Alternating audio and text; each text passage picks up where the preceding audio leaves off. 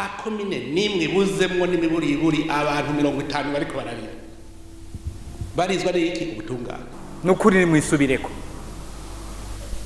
mbwira umukuru w'igihugu wacu biki n'ukuri ni mwisubireko wogira iki na cyane uzirikana neza icujejwe uzirikana neza icujejwe ugaza usanga bose bariko bararira umuto akarira umukuru akarira bose bakarira none ico gihugu guhera ku mukuru w'igihugu arira umwene w'igihugu akarira umunyamahanga arakeneye Burundi akarira ico gihugu ni cahere kandi arira kubera ubutungane ico gihugu citwa ngwiki yumvire ndagenda mu komini nyari cubahiro mukuru w'igihugu twebwe ingorane dufise ni kibazo c'abacamanza ubukene dufise tubutewe n'abacamanza ubu ntukironka urubanza utagurishije impene utagurishije inka utagurishije itobo ntugitunganirizwa ubukene bwose rero ubona dufise ntuturondere twe turabakozi turakora turorora turarima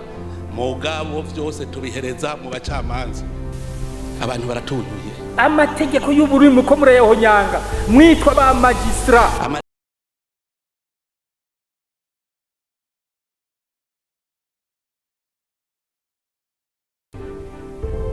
nzoca mpeba kandi niyumvire aho mponyora hose ku munsi nakira ibirego birenga igihumbi mugabo ariwe n'abantu badashika n'ibihumbi 10 none wowe uri gutitsa ngondagonde uvuga datangura icuga kiza wowe uri iki uri umurundi uri umunyamahanga uri umukoroni uri rusiferi urinde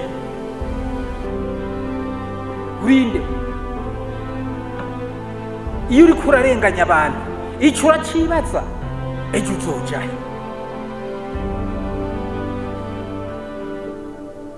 mbega abana bawe bo uri kurahemukira wewe uri kurarenganya abandi ejo uzojahe umuryango wandi bawo bawubona gute wewe abantu bakubona gute ibyo kutabyibaza nukuri ni mwisubireko amategeko y'u Burundi mwebwe mu gihe yo gutunganiriza abandi nimwe muri ko murayahonyanga mwumva iki amategeko y'u Burundi ko murayahonyanga mwitwa ba magistra